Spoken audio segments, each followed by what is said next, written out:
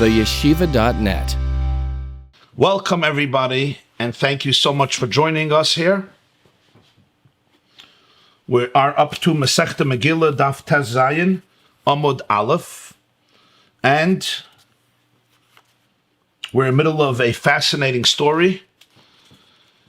This is really an extraordinary and fascinating story about what happens on the first and second day of Pesach in terms of Haman and Mordechai. So, let's recall the beginning of the story, and then we're going to move on because we stopped yesterday right in the middle of the story. The Gemarah told the following story. Let me remind you, on Megillah Daf Tezayin Amud Aleph. What was the story? Achashverosh couldn't sleep. He learns about the favor that Mordechai did for him. Mordechai was never rewarded. Haman comes in to tell him to hang Mordechai on the tree. We all know when this is. This is the second day of Pesach, the night after the first day of Pesach, when Achashverosh couldn't sleep. And, at least according to many opinions, according to most opinions, so it seems from the Gemarah, and the king tells Haman to take Mordechai on a horse through the streets of Shushan and sing his praises and sing his glory. Haman is reluctant. He says, why don't you just give him a gift, give him a town, let him collect taxes from one of the rivers where people have to cross, like we pay tolls. Let him be the owner of one of those tolls that crosses the George Washington Bridge every day, and Mordechai will become a rich man. Crossing the George Washington Bridge every day, if he gets all the money of the tolls every single day, he becomes a wealthy man, Achashverosh. Achashverosh says, give him that too. But I want you to take him around town on the royal horse, dressed in the royal garment, declaring, Kacha, ye'aseh la'ish asher hamelech hafetz bikaroi.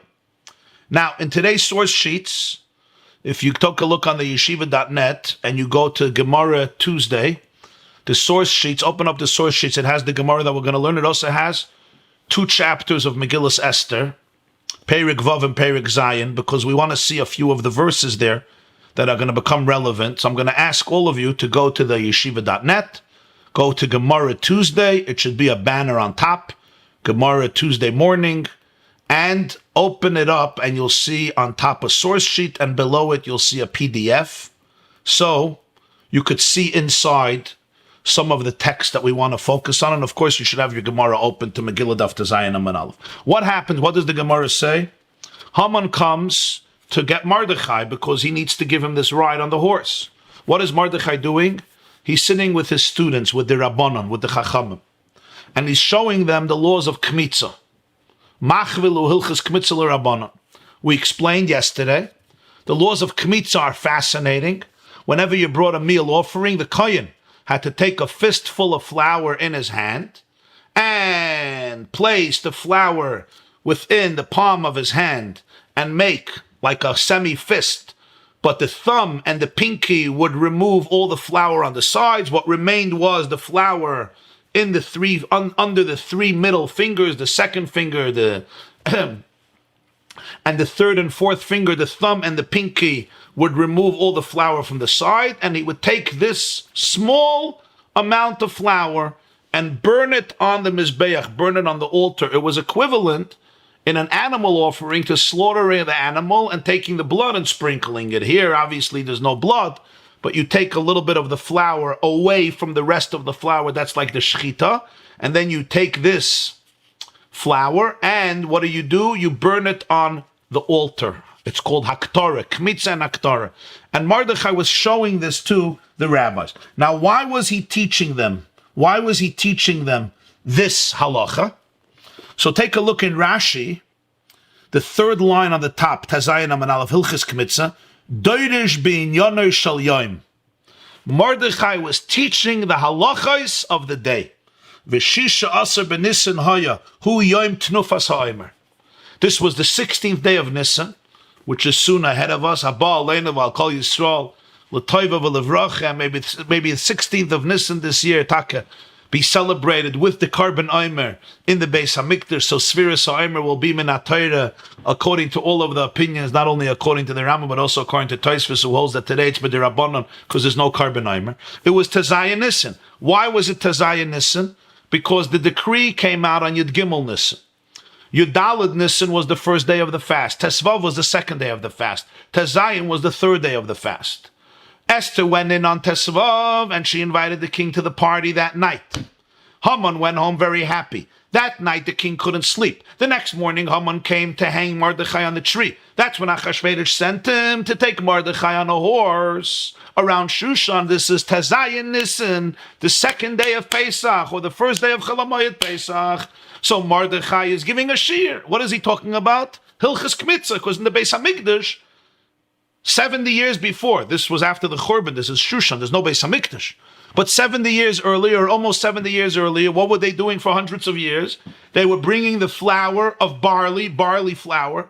They would harvest the barley the day before, or the night before, and they would harvest the barley the evening before, and they would grind it up. They would take out its kernels and grind the kernels and put it through 13 sifters to make sure that the flour is as refined as can be. And then they would take a measurement called an oimer, the 10th of an ephah, mem gimel beitza v'chamesh beitza, 43.2. The volume was 43 eggs. The volume of 43 eggs and a fifth of a beitza, 43.2.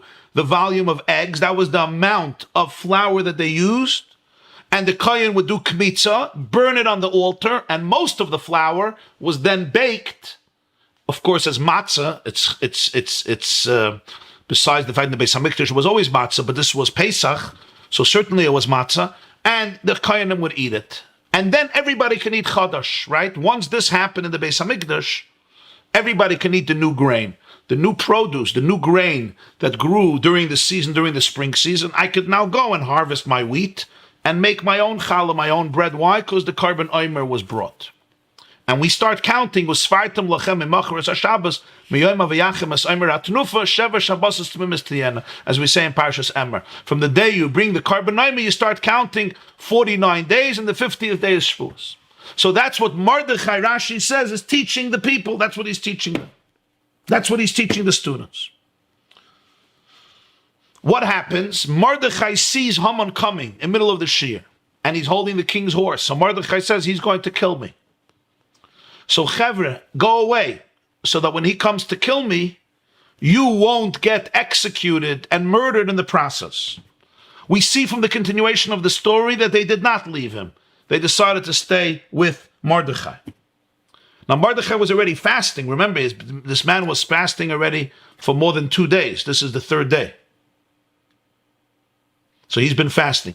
Now, there is an opinion that the first day of the fast was Yud Gimel, Yud Daled Tesvav, and the third day was Tesvav. So this would be a day after the fast, because this would be Tezayin.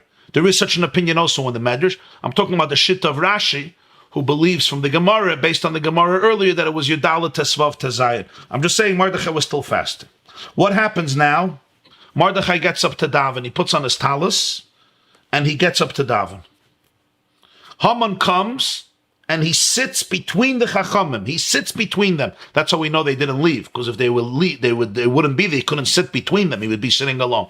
He sits down between the sages, and he waits till Mordechai finishes his davening. Now we know why he's there. He's not there to kill Mordechai.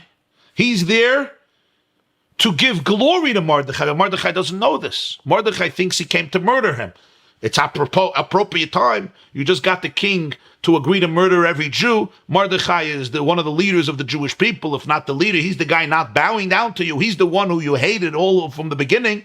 Obviously, he's coming to kill me. Why is Haman coming to visit the Beis Medrash of Mordechai teaching Hilchas Kmitza? He doesn't know the truth that Haman is trying to reward him because the king couldn't sleep last night. So Haman is now sitting and waiting for Mordechai. He's waiting till he finishes davening. What happens now? He strikes up a conversation. Could be Mordechai was davening for a long time, and he says, what are you guys learning about? Haman asks. So what do they tell him? They tell him that in the time of the Beis HaMikdash, which is not now, in the time of the Beis HaMikdash, when a Jew would contribute a meal offering, one fistful of flour is brought on the altar, and he's atoned. It's a tiny measurement of flour. A poor person brought a mincha, and he was atoned. So what does Haman say? Your fist flour of flour.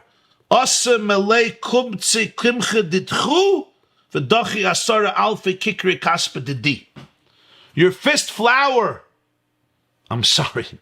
Your fistful of flour, your kaimetz of flour, came and canceled out my 10,000 talents of silver, which I offered Achashverosh to kill the Jewish people. And that's when Mordechai says, Rasha, it's not your money. You're my Eved. You're my Eved. You sold yourself to me as an Eved years ago. Mashakana Eved kana Rabbi. It's not even your money. Rasha, don't call it your money. Now, this whole thing is very difficult to understand. Mordechai is learning about Kmitza. This overwhelms Haman. Haman waits till he finishes davening. And then Haman says, my money was canceled out by your flour. Why? What's the connection between 10,000 kikar kesef and a fist full of flour? What's the connection? Why does one cancel the other? And Mordechai says, Rush, it's not even your money. It's all difficult to understand. What happens next? Haman says, listen, it's time to get dressed up in the royal garments. Get on this horse and put on these garments. The king wants you. The king loves you. He wants to honor you. What does Mordechai say? You would think he would jump on the horse. No. I've been fasting. My hair is grown. It's not nice. It's disrespectful. I need to bathe. I need to be clean. I need my body to be clean. Then I can put on the royal garments, and I need to take a haircut. You don't go on the king's horse dressed in the royal garments if you don't look the part. You have to respect the king and dress up appropriately to honor the king, and that means I need to bathe and I need a haircut. Now something else strange happens. Esther commands all the people who run bathing houses.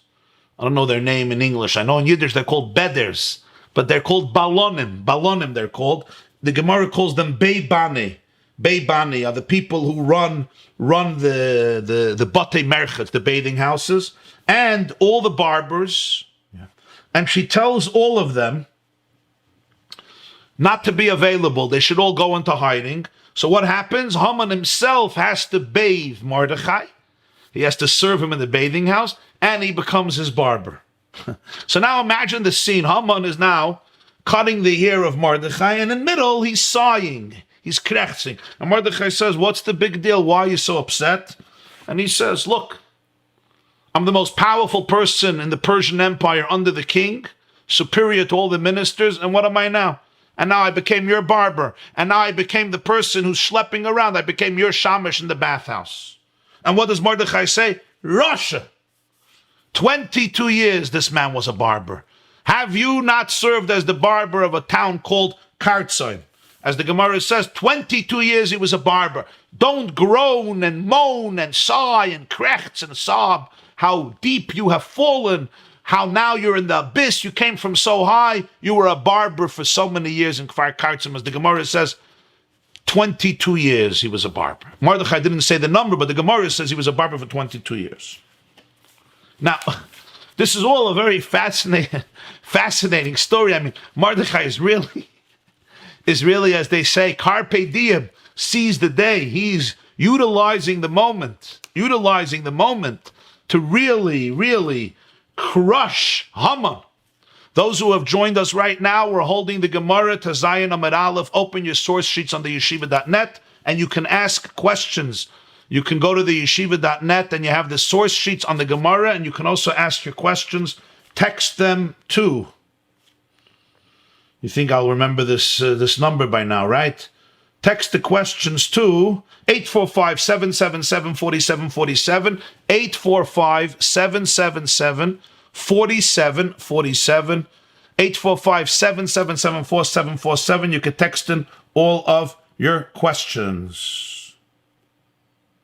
If anybody has any ideas about this whole story here, what is going on? This is such a powerful and profound story. What is going on? Feel free to share with us your ideas. Text 845-777-4747.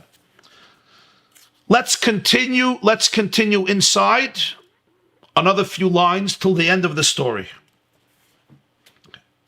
So Haman now became a barber and he gave Mordechai a haircut. Please look at Tazayin Amud Aleph. The first line from the wide lines. The first line from the wide lines starts Chashiv le Malka. At the end of that line, he says, Amar le Rashav alav saper shel kfar kartze ma'yisa tana Haman saper shel kfar kartze ma'ya esrim mashtayim shana. The Brisa teaches us 22 years he was a barber. See the second line from the wide lines to Zayin Amud Aleph. Zog the Gemarah bosa de shaklinu lamazye. After Haman removed all the hairs of Mordechai, meaning he gave him a haircut.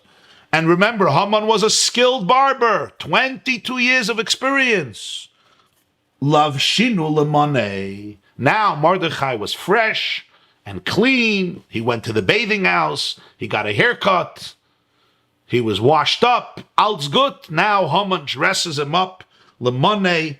Mane means garments, in the royal garments, the royal garbs, and attire that Achashverosh designated for Mordechai. Amar le, Haman tells Mordechai, sak, ascend, or rechav, and ride on the horse.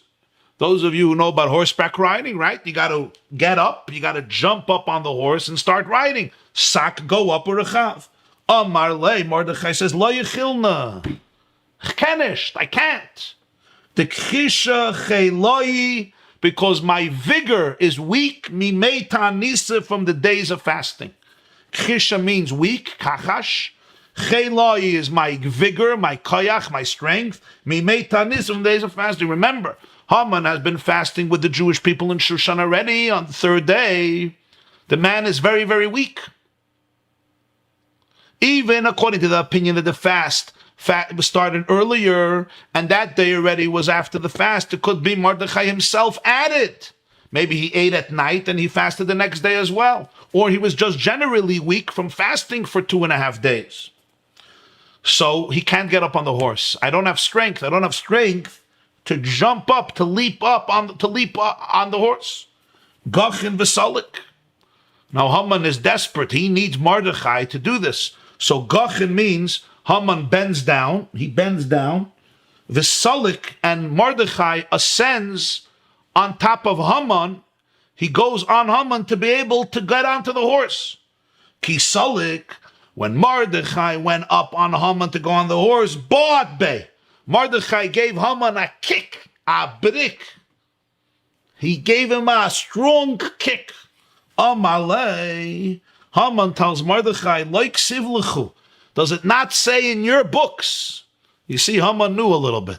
Does it not say in your books, Mishlei, Perek Chav Dalet, Proverbs chapter 24, B'nefeilei v'chal tismach, when your enemy falls, don't rejoice. So why are you celebrating my defeat? I'm being defeated, I got it. But what's this kick? This kick, it's like, I'll show you. Amar le, Mordechai says, Hanemili b'Yisrael, aval b'ditchu, ksiv, v'atal b'masei mesidrech. Mordechai said, this is true among the Jewish people. If you have an enemy, but he's your Jew, so don't celebrate when he's defeated. He may have lost, it's not a time to celebrate. You always have to have balance, equilibrium, and empathy. When we're talking about you, a person like you, b'ditchu, people like you, people who want to destroy the Jewish people, a person whose glee in life is that every single Jewish woman and man and child and even infant should be exterminated. Oh. By you, the pasuk says in Parshas Vayikra, va'atal b'moisei mesidrech, you shall step on their elevated platforms, their elevated, the pagan centers of paganism had bamais. Bamais is like a bama, a platform where they would sacrifice their offerings and sacrifice children. That was their bamais, their elevated platforms. Ata you, It's a blessing. Step on their bumai, step on them. So for me, it's a mitzvah to step on you, to give you a kick. Here you're talking about somebody whose philosophy, whose goal in life is genocide. When you're defeated, it's the defeat of evil. It's the defeat of genocidal plans. It's the defeat of a war. It's the defeat of a world that's filled with bloodshed and violence and war and murder of innocent souls. Your defeat is a cause for celebration, Haman. This is what Mordechai tells him. What happens now? They're on the horse, and Haman is now leading Mordechai through the streets of Shushan and declaring, this is what should be done. This is what's done to a person whom the king wants to glorify. Vayikra lefanav, Haman is calling out before him, says the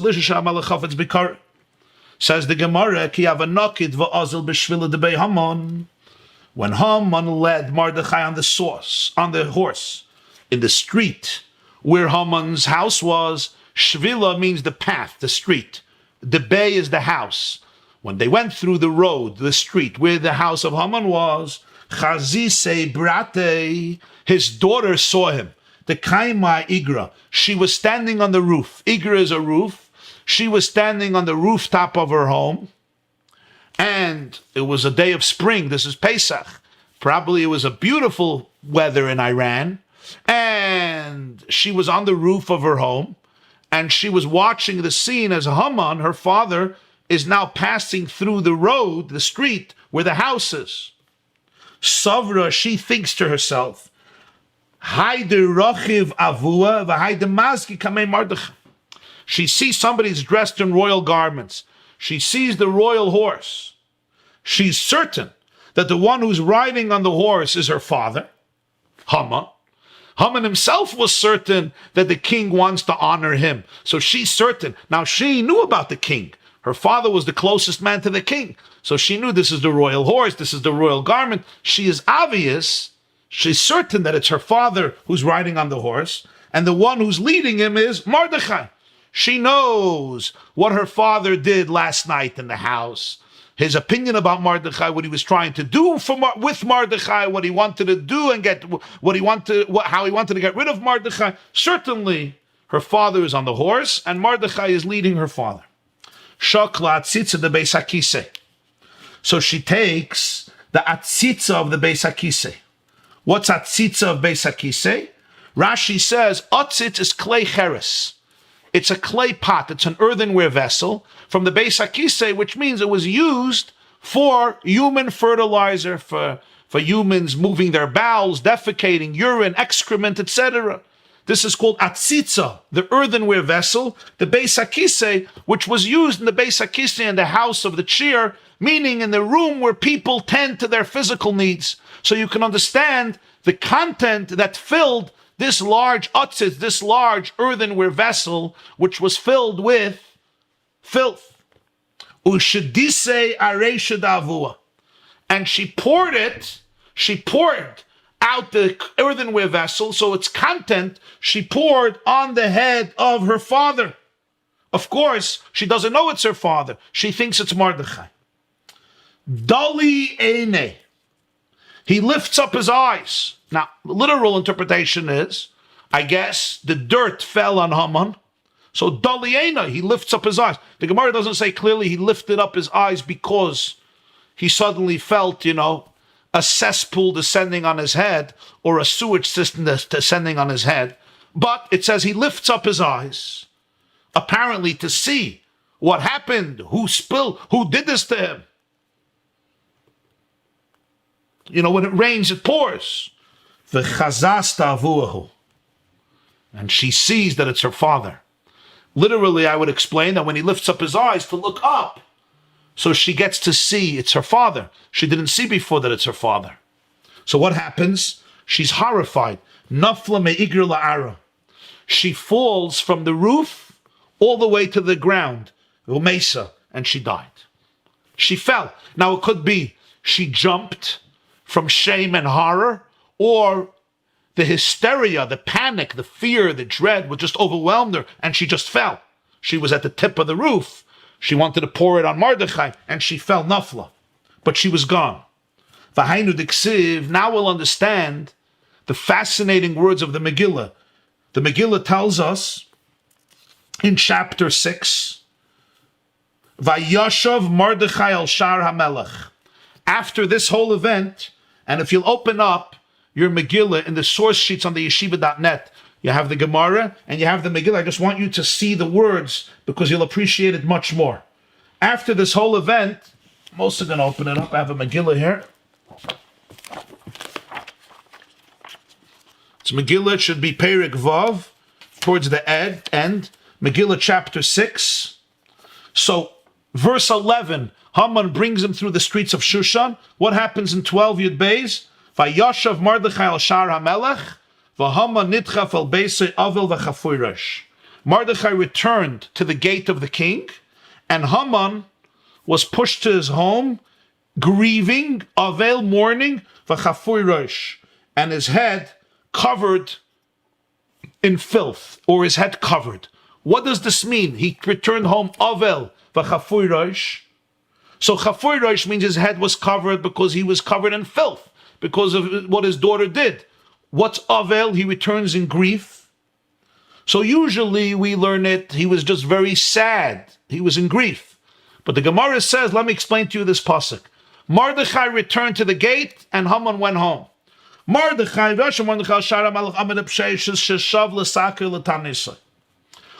returned back to his sackcloth and his fast. Because Pietersz is saying, why does the Torah tell us, why does the Megillah tell us where Mordechai returned to? What's the point? He went wherever he went. I mean, maybe tell us where he went for dinner that night. He went wherever he went. Why does the Megillah have to say, after this, he returned to the gate of the king? So the Pietersz tells you that after all this glory that Mordechai experienced, I want you to know he went back to his original place where he was during these days, in front of the gate of the king. He couldn't go into the gate because he was wearing a sackcloth. He put on a sackcloth and he continued fasting for the sake of the Jewish people as he did before, and that's why he could not go into the gate, because as we learned earlier in the Megillah chapter 4, you're not allowed to go in with a sackcloth. So Mordechai goes back to his fast. Why does he go back to his fast? This is the third day of the fast. It's Tezayin Nissen. Remember, there were 3 days of fasting, Yadalat Tesvav Tezayin. This is the third day. Esther went in on the third day. It says, Vayi Bayom HaShlishi, she went in on the third day of the decree. So she went in on Tesvav, and that was the first party. But this is the day afterwards, the fourth day from the decree, but it's the third day of the fast. That's how Rashi explains it. Take a look in Rashi. Ulatan Nisai, Yom Shlishi Latainisai, Sheschilu Lasanas Biyadalad Nissen, Umash Amar Amikra Yom Esmel Shlishi, Vayiba Yom Shlishi, Vatilbash Esther Malchus, Yom Shlishi Lishilu Charatzim Haya. Even though it says about the day before, that it was the third day when Esther went into the king, she dressed up and went into the king, and that was a day earlier. Rashi says that's the third day since the decree against the Jewish people was passed and it was taken around the country and the countries, the provinces of Achashverosh. So Vayihi Bayom HaShlishi is the third day from Yud Gimel Nissen. Yud Gimel Yudalet Tesvav. On Tesvav Nissen, the first day of Pesach, she went into Achashverosh, she invited him to the party. But this is the fourth day since the decree, but it's the third day of the fast, which began on Yudalet, the second day Tesvav, the third day on Tezayin. So Mordechai goes back to his sackcloth and his fast. What about Haman? Haman nitchaf al Beisei Avel v'Chafui Rosh, Avel al Bitoi, v'Chafui Rosh al She'ir Aloi. Haman was mourning for his daughter because she died, and he was covered in dirt, Chafui Rosh, because of what happened to him. What happened to him? That his daughter poured out the contents of the earthenware vessel of the bathroom on the head of Haman. That's what Chafui Rosh means, that he was covered. He was covered. Literally, Chafui Rosh means that people in mourning would cover their heads. So could be that's what the Gemarah means also.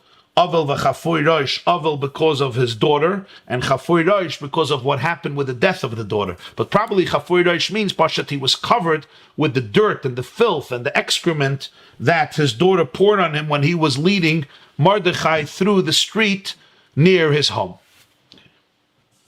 Let's take some questions. Anybody could text their questions to our number. Our number is 845-777-4747. Zerach Moshe, welcome. Thank you. Okay. Either Mordechai nor his Talmidim didn't run when they thought Haman came to kill. Yes. Mordechai didn't run, and the Talmidim didn't run. Yes. Next comment. They cleaned up Yosef also quickly. Yeah. You see that before Yosef was taken to the king, Vayigalech, they cut his hair, he took a haircut, and he changed his clothes. Same like by Mordechai. But by Mordechai, it's even more, because Yosef was coming to the king. Mordechai wasn't coming to the king, he was just using the garments of the king. He was using the horse of the king. Esther ordered all barber shops closed like today, so that Haman would be Mordechai's barber. How did she know that Achashverosh had told Haman to go dress and lead Mordechai? How did she know Haman was a barber before? That's a great question. But the obvious answer to that is, this was public knowledge. This was public knowledge. The king said this in front of all of his advisors and servants. Remember, he summoned his young servants and asked, what has been done for Mordechai? And they said nothing. And that's when Haman came in. And Haman thought that the king wants to reward him when the king said, what should I do to somebody I want to honor? So Haman gave this suggestion, and the Achashverosh said, you go do this. So this right away became the talk of the palace. And even though there was no WhatsApp probably, so nobody WhatsApped Esther, but Esther was in the palace, and I guess she immediately found out about this, especially when it was about Mordechai. Remember, Mordechai is her cousin. Mordechai is her father, her mother. Mordechai raised her. So, and people knew how that Esther was a child of Mordechai, not biologically, but she grew up in the house of Mordechai. Remember, Mordechai was walking every day by the palace to find out what's happening with Esther. So the moment there was such news with Mordechai, right, Esther was the first one to find out. And I assume also that the story with the horse didn't happen right away in the morning. It happened later during the day, because we know that right after this, Haman came home in grief, and from there they took him to the party that Esther made for him. And that party, right, that party obviously wasn't the first thing in the morning, it was later in the day, or it was towards the evening. I mean, she said tomorrow there's going to be a party. So we can assume that there was time for Esther to find out about all of this. Now also remember that Esther also had time here, because Haman went to Mordechai and he waited till he finished davening. So there was time here. So Esther had time to arrange this. And I guess she knew, the bathing houses where Haman would take Mordechai to, which would be the royal bathing house. He's not going to take him to the place of schleppers. The king wants him to honor Mordechai, so he's not taking him to a bathing house somewhere in a remote corner where poor people go. She's taking him to the right bathing house, the highest level spa, and to the right barber, royal barber. So Esther could arrange all of this, and because she can arrange all of this, she did it. How Esther knew that she was a barber? Well, Esther knew Mordechai so well. I mean, according to the Gemarah, they were married to each other, right? Even though it doesn't say that clearly in the Megillah, but they certainly were very close. So she knew about Haman. If he was Mordechai's slave at some point, she knew about him. Next question. Haman knew some Yiddishkeit. Yeah, he knew about the kick. You're not supposed to celebrate your enemy's defeat. He was basically like Joseph Goebbels, who was the propaganda minister in the Third Reich in Hitler's Germany, who yelled Purim Fest when he was being led to the gallows during the Nuremberg trial. Why didn't the daughter think it was the king on the horse? Why didn't the daughter think it was the king on the horse? Why she didn't think it was the king on the horse? I guess the king wouldn't go on a horse just with one person through the street, through a local street. Haman was a prime minister. He wasn't the king. That would be my assumption. Was it Joseph Goebbels who shouted Purim Fest 1946? Was it Goebbels? Anybody remembers? I had a memory that it was another senior member of the Nazi government, but perhaps it was Goebbels. But Purim Fest 1946, during the Nuremberg trials, when he was being hung. Two questions. Why did the rabbis not listen to Mordechai when he told them to run away from Haman? Why does the Gemarah consider it important to mention the name of the village where Haman came from and he was a barber, Kartzim? I'm going to tell you in a moment why the rabbis didn't run away. What I think, in terms of why it's relative which village he came from, I don't know.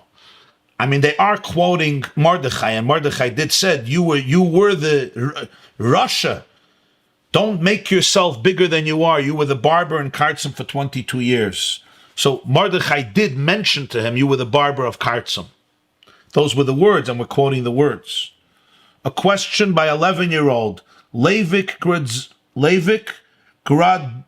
Grodnitsky. Welcome, Levi. 11 years old. Thank you for joining us. Chabad Shliach in Philadelphia. How did it land on his head? Well, I guess they slowed down.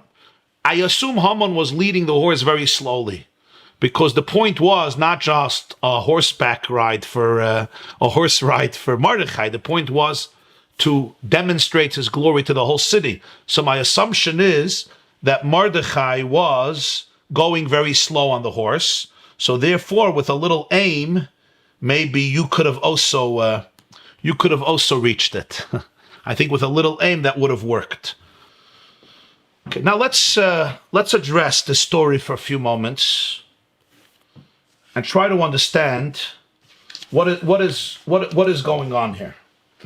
I do want you to take a look at the Tosfos. V'dachi Asara Alfi Kikri Kaspa. Yeah, somebody just texted that it was Julius Streicher. I knew that. I remember it wasn't Goebbels. It was Julius Streicher who said Purim Fest 1946 before he was hung after the trials, because it was like the idea of the 10 sons of Haman being hung. Yeah, Julius Streicher. Take a look in Tosfos. V'dachi Asara Alfi Kikri Kaspa. Your fist full of flour it canceled 10,000 talents of silver. Shamati, I heard, Shasara alfei kikar kesef oilin chatzi shekel l'chol echad miYisrael. This number is equivalent to a half a shekel for every Jew. Shahayu sheish me'es elev k'sheyatzu b'Mitzrayim. There was 600,000 when they left Egypt. V'amar, Haman said, Sheyitin l'Achashverosh kol pidyonim. He's going to give Achashverosh the money that they gave for Machzas HaShekel. Doik, think about this, learn it well, v'tishkach, and you'll find that I am correct. Somebody asked a question. If everybody knew that there's a connection between Esther and Mordechai, then why would Haman not suspect that the queen would be against his plan to kill Mordechai? Okay, I should correct myself. I don't think everybody knew about their intimate connection, but it was not a secret where she came from. They just did not know she was Jewish. It was assumed that Mordechai raised an orphan because she didn't have a father and a mother. They didn't know she was Jewish, but they didn't know how close she was connected to him in terms of emotions and marriage and background and Judaism and so forth. What I meant was, when this happened to Mordechai in the palace, it was the talk of the town, even if Esther wouldn't have been close to him. So Esther found out about it. Certainly there may have been people who knew that Mordechai raised Esther, so therefore they told Esther this. But Haman didn't suspect that Esther was part of a plot to kill him, because she invited him to the party 2 times in a row. She invited him to the first party and then to the second party. And the Gemarah said earlier that the reason she did this was that Haman shouldn't suspect that she has something against him. On the contrary, she's hanging out with her husband and she invites Haman. So Esther planned this very well. That's what the Gemarah said earlier. Now, Tosfos says something very fascinating, that the 10,000 kikar of kesef correspond to the machzas hashekel of the Jewish people when they came out of Egypt, and Haman said he's going to pay for all of it. Now, what does this really mean? How are we supposed to understand this? So I want to give one perspective on this whole story based on different svarim, and I'm going to insert different insights from different commentators here, but I think it gives a new flavor to this dramatic story of Haman and Mordechai here in terms of Pesach.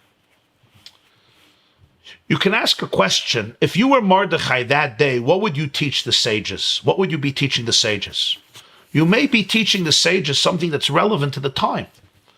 Maybe the laws of Mesiras Nefesh. Maybe the laws of Kiddush Hashem. Maybe the laws of war. The Jewish people are going to have to fight in a few months. That's what you would be teaching. Or you would be teaching something that's relevant to that time. That's not what he was teaching. He was showing the laws of Kmitza and illustrating it. But the laws of Kmitza were completely irrelevant at that time. The Beis HaMikdash was gone. Achashverosh thought it would never be rebuilt. That's why he took out the royal garments of the Kohen Gadol and he put them on at his party during years ago at the third year of his reign, and he used the Kalim of the Beis HaMikdash. Mordechai and the Jewish people were in the lowest possible place because they were about to be exterminated in a few months with the royal consent that every Jew must be killed just 11 months later on the 13th of Adar. It wasn't even a regular Pesach. They were fasting, which means they didn't have a Seder, no matzah, no wine, no murrer, no reclining, nothing. The entire Seder was not present because the Jews were fasting. Mordechai himself thinks that Haman is about to kill him when he comes. So what is Mordechai teaching? You would think Mordechai should teach maybe about something that's relevant to the time.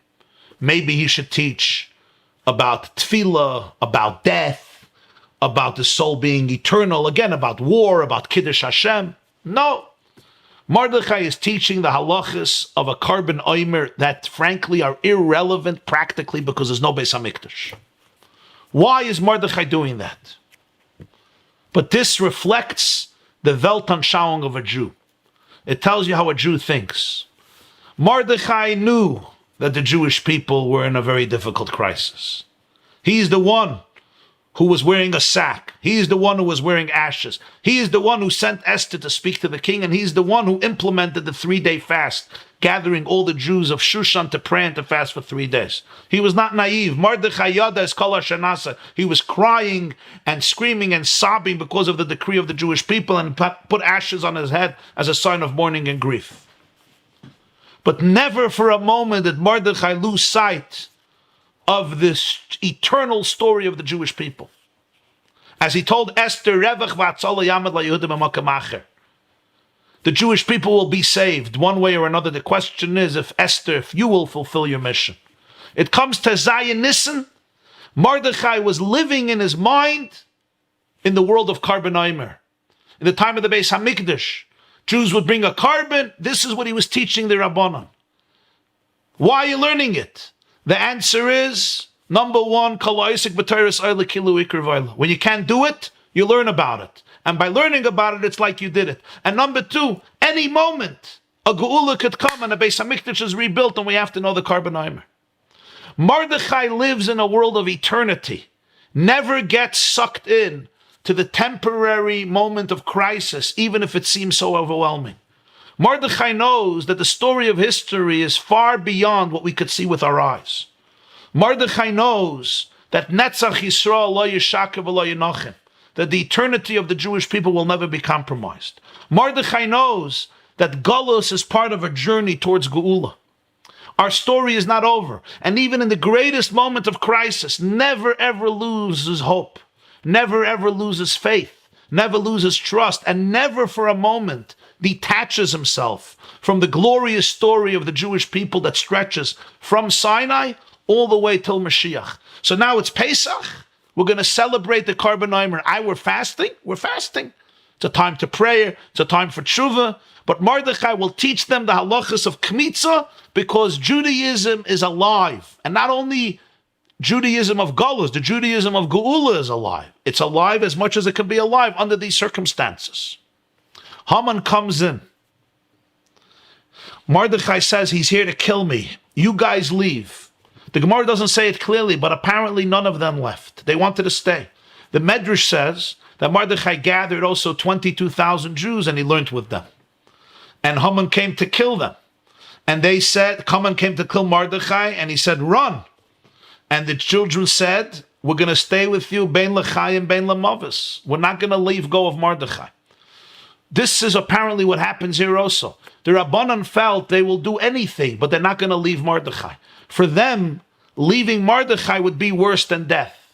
Their connection to Mordechai at that moment was so profound, it was so deep, that they would not let go of that connection, because for them to forfeit that connection would be worse than death. They would rather die with Mordechai than live without Mordechai. That's how profound the connection was. It tells you about the state of consciousness of the Jewish people. Haman comes in and he sits down and he waits. He waits till Mordechai finishes davening. Why did he wait? What do you have to? Well, suddenly he's respecting Mordechai's davening. Go to Mordechai and tell him, it's time. The king wants you on a horse. I'm not killing you. I'm taking you on a ride through Shushan. So the Ben Ish Chai, Rabbeinu Yosef Chaim, the rabbi of Baghdad, passed away in 1900. In his commentary on the Gemarah called Ben Yehoyada, he writes something fascinating. And he says that Mordechai was in a state, even though we just learned that Mordechai had faith and Mordechai had trust, but it was still a very sad time. It was a painful time. He was fasting, he was wearing ashes, he was wearing a sackcloth. Haman knew the power of simcha, the power of joy. This is what the Ben Ish Chai writes. If Haman would have told Mordechai, I came here to take you around the streets of Shushan and declare your glory because the king loves you, it might have triggered in Mordechai a tremendous sense of joy, and he would start davening with joy. And the power of simcha is incredible. Haman wanted Mordechai should daven with sadness. Because if you're davening with sadness, it never has the same power like the power of simcha to be Pietersz Gedder, to break down all the boundaries. This is what the Ben Ish Chai says. In fact, Haman left the palace after the first party, sameach v'toiv leiv, with tremendous simcha. There's a word I once heard, I think, from the Bayaner Rebbe, from the Ruzhiner, one of the great Hasidic masters, said, why didn't Esther do what she did by the second party at the first party? Why didn't she at the first party tell Achashverosh, when he asked her, what do you want? I want that my family and me and my nation should be spared. Whatever she did at the second party, she could have done at the first party. Now, it's true, between the first and the second party, a lot happened. Achashverosh had insomnia, and Haman took Mordechai on the horse, etc. But Esther didn't know this is going to happen, that her husband won't be able to sleep that night. And he said, because at the first party, it says Haman was sameach v'toiv leiv. He was so besimcha. The Baditchever writes in Kedushas Levi, the reason he was so besimcha is because in the presence of Esther, in the presence of holiness, that simcha affected him. Because how can Haman really be besimcha? How can somebody who represents the core of unholiness experience joy? All real joy comes from connection to truth. When you're disconnected from truth, there's no real joy, there's only distractions. But because he was in the presence of Esther, so her inner glory affected him, infected him, and he also had simcha. And Esther knew that when Haman is besimcha, she won't be able to defeat him. So she has to wait for another opportunity. How did she know the opportunity will come? The question now is, and the answer I think is, because Esther knew that the simcha of Haman is ultimately not real. And therefore it's going to fade away. It's a temporary joy. And indeed, the next day he came to the party grieving and pressed and upset, and that's when she can defeat him. So the Ben Ish Chai says, this I'm just adding flavor, he didn't want to tell Haman the news until he finished davening, so that the davening shouldn't be with a sense of simcha. The davening should be more with a sense of melancholy. Fascinating interpretation. When he asks the rabbis, what are you learning about? And they tell him about the koimetz, the flower of the fistful flower. The fistful flour on the Mizbeach, which atones for a sin, he said, that cancels out all my money. How? Because Haman realized that the Jewish people's story is a story of eternity. It's not a story of the here and the now. I have more money and I bought off the king to kill them. If Mordechai is teaching on Pesach in Golus, in a time when the Jewish people were sentenced, Rachmana litzlan, to genocide, and he's still learning the laws of Kmitza, of the Karban Omer, Haman realized that you're dealing here with a people which is meta, canceled away my 10,000 talents of silver. And here Tosfos tells us a fascinating thing. Tosfos says, why did Haman choose this amount, 10,000 kicker of silver? Because it equals the total amount of half shkalim given by the Jews in Egypt, when they came out of Egypt. Because the Jews were 600,000 men. Those were the men between 20 and 60 freed from Egypt. Each of them had to give a half a shekel between age 20 and 60. What's the calculation? So the Hagar Sabach, Rabbi Yoel Sirkish, the 17th century rabbi of Krakow on the right side, he makes the following calculation. The Bach was Rabbi Yoel Sirkish. He passed away in 1640. He was born in 1561, and he passed away 1640. He was the rabbi of Krakow in Poland. And he's known as the Bach because of his commentary, Bayis Chadash, Bach on the Tur. So he says as follows. A normal lifespan at that time was considered 70 years, as it says in Tehillim, chapter 90. The obligation to contribute the yearly half shekel began at 20. So a regular man or woman, a regular man from 20 to 60, ordinarily contributed 50 half shekel. 50 half shekel from 20 till 70, or 25 whole shekalim over the course of a life of 70 years. Again, from age 20 till, he says, you start from 20. You start from 20. The lifespan is 70 years. So therefore, the obligation to contribute the yearly half shekel begins at the age of 20. It says, "Meben esrim shana v'mayla," and you live for 7 till 70. So you do it for 50 years. So 50 years, you do 50 half shekels or 25 whole shekels over the course of a life. 600,000 men contributed 15 million shekalim, because 25 times 600,000 is 15 million.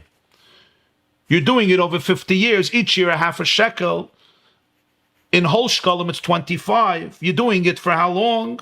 For the course, from 20 till you're 70, so it's 50 years. And you have 600,000 people giving 25 whole shekalim. So how much is 25 times 600,000? 15 million. A kikar of silver is 1,500 shekalim. So 15 million shekalim equals 10,000 kikar. And that's the amount Haman gave to Achashverosh for the right to destroy the Jewish people. So basically he was buying off every Jew. The Jews left Egypt and everybody gave a half a shekel for 50 years. That adds up to how much? 15 million shekalim, and that's the number of 10,000 kikar of silver, because each kikar is 1,500 shekalim. So how much is 10,000 times 1,500? You end up 15 million. That's what the Bach writes. And he said, yet all this money that I gave you is cancelled out by the kaimitz, a flour that you are learning about in your offering to Hashem. There's something else about kmitza that is very powerful, the idea of kmitza. The kaimitz is only a very little part of the flour that goes onto the mizbeach. The rest of the flour gets eaten by the kohanim. The majority of the flour goes to the kohanim, it doesn't go on the mizbeach. And yet, the Torah calls the majority the shirayim, shiarei hamincha, the leftovers. Usually leftovers is the smaller quantity. Here the leftovers is the larger quantity. Why? Shiarei hamincha, why? Because it's not about quantity, it's about quality. The little amount of flour goes on the altar, it gets consumed in God's flame, that's the primary mincha. That's the kmitza, the kaimitz. The rest of the flour is the majority in quantity, but it's called shirayim, leftovers. It says by Rus that her husband died and she remained, vatishoyer, she and her 2 sons, and the Medrash says, like the leftovers of the menachos. She was the majority with her 2 sons, more than her husband. This is 3 verses 1. But in terms of feeling, it was like shiarim menachos. They just felt like they were leftovers. Because the main kaimitz went up on the mizbeach, went up on the altar. What was Mordechai teaching the Jewish people with Hilchas Kmitza? He was teaching the Jewish people, you look like such a minority. You don't even constitute 0.25% of civilization. You seem so vulnerable in the world. You're a minority both in terms of numbers and seemingly in terms of power. But I want you to know Hilchas Kmitza. It's never about the quantity. Today we know one atom, if it's split, can change the world. And one little tiny virus can change the world. It's not about quantity. The size of the coronavirus is 125 nanometers, and a nanometer is a billionth of a meter, and a meter is around 3 feet, and yet this little tiny virus, 3.6 billion coronaviruses can fit on a pencil of an eraser. And yet, it drives the whole world crazy because it's not about quantity, it's the power that it has ultimately to change the world, either in the negative or in the positive. So Mordechai was teaching the Jewish people Hilchas Kmitza. Never ever be afraid because you're such a minority and you're so small and you're so insignificant. It doesn't work that way. As long as you're connected to the Mizbeach, as long as you're part of Oilal Hashem, you go up to God, you have a relationship with eternity, no force will be able to triumph over you. And hence, Haman hears these halachas of Kmitza and he says, 10,000 talents of silver. which was millions and millions and millions of dollars. If you're talking about 10,000 kikar, one kikar is 3,000 shekel. And a shekel could be, I don't know, a shekel could be somewhere between $10 and $15. And 3,000 of that is one kikar. And then you have 10,000 kikar of kesef. But your fistful of flour, the little flour you put in your hand and you put on the mizbech, cancels out all of my money. There's another fascinating idea here, and that is, it's brought in Sfarim that when Haman gave the money to Achashverosh, what did Achashverosh say? Achashverosh said, "Hakesef nason lach va'am lasas be'katayv beinecha." You could keep the money and do with the nation what you want. So why is Haman saying you canceled out my money? He never even gave money. It says in some Sfarim that Achashverosh was giving Haman advice. Hakesef nason lach va'am lasas be'katayv beinecha. Achashverosh was giving him advice to take the money and the nation to do what is fit in his eyes. And he was suggesting that he should give the money for charity because he knew the power of charity. And the one suggestion is, it says in Sfarim, that Haman gave away all this money for tzedakah. He knew the power of tzedakah. And yet he would think, such tzedakah has power. That's what he said. Your little koimetz of flour canceled out my big tzedakah that I gave. That's what he means, one of the interpretations with the money. It canceled out all the tzedakah. And one of the explanations I saw is that the carbon omer comes from barley. The only one that comes from barley. There's one more, the minchas saita. All our meal offerings come from wheat. Because wheat, the Mishnah says in saita, is human food. Barley was considered animal fodder. Haman was wondering, why are you bringing to God barley flour? Bring him wheat flour. Don't give God animal fodder. But the truth is, they were teaching Haman that for the Jewish people, there's no distinction between the parts of us that are considered human and the parts of us that are considered animalistic. Even the parts of us that are considered animalistic are also infused with godliness and holiness. By a Jew, even that which is considered Michael Behema, when we eat, we're like an animal. An animal eats, I eat. You do it with a bracha. You do it l'shem shamayim. There's meaning in it. There's godliness in it. There's holiness in it. There's purpose in it. Haman said, this canceled out my money. I can understand Haman's philosophy. He can understand the concept of charity. Sometimes you have to help somebody. But the ability to be able to say that the whole world is divine, even when I'm like an animal, it's really all godliness and it's really all holiness. This Haman says, this is beyond my comprehension. Of course, Sfiras HaOmer begins a count of 49 days, and the 50th day is Shavuos. Haman built a tree that was Chamishim Amma. He says, your kaimetz, your flour that you bring, the carbon omer, which begins a count of 49 days, leading to the 50th day of Shavuos, cancels out my money, which led to the tree of Chamishim Amma, on which I want to hang Mordechai on. Okay. We still have a few points to explain. God willing, we will continue this explanation tomorrow. Mordechai kicking Haman, and the daughter of Haman not recognizing him, and her falling off the roof, and her dying, and Haman coming home with Avelus, and Esther hiding the barbers. We're going to continue with this, God willing, tomorrow. I'll see you tomorrow. We begin tomorrow our shir at 8 o'clock. The first shir in Ashkafa and Machshava and Chassidus, and then followed by the shir Gemarah afterwards, right here at the yeshiva.net. Everybody is welcome. Let me see if there are any questions. Avram Avinu asked Hashem during the Bris Bein HaMetzarim, after Hashem promised him what will happen when Jews sin. Hashem said they will bring karbonis. Avram asked what will be when the Beis HaMikdash is destroyed. Hashem said they will say karbonis like we do now. Mordechai was learning the laws of Omer because it was the first day of Pesach, the carbon Omer. Beautiful. The Yidden who didn't run and chose to die with Mordechai were the same Jews who ate at the half-year Seudah, and now they were completely transformed. They were fasting, and even though they ate at the Seudah, it completely didn't impact their moment now. Because what does it mean to be a Jew? It means to be a Jew that I could know that for years and years and years I behaved a certain way. The moment I find out it was wrong, I'm ready to recreate myself and become reborn as a new person. That's the power. You're right. It was these very these very same Jews. In the meantime, I will see you again tomorrow. We will continue this piece of Gemarah here, Megillah Daf Tazayin.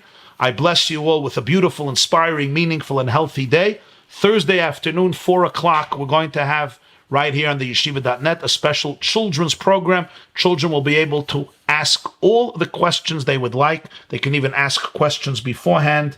Pass it on to your children, and if you're a child at heart, you can join us. 845-777-4747, 845-777-4747. They can ask all their questions. Have a beautiful and amazing day. See you, Be'ezer Hashem, tomorrow. Stay healthy. My love and blessings. Bye-bye. This class is brought to you by the yeshiva.net. Please help us continue the classes. Make even a small contribution at www.theyeshiva.net/donate.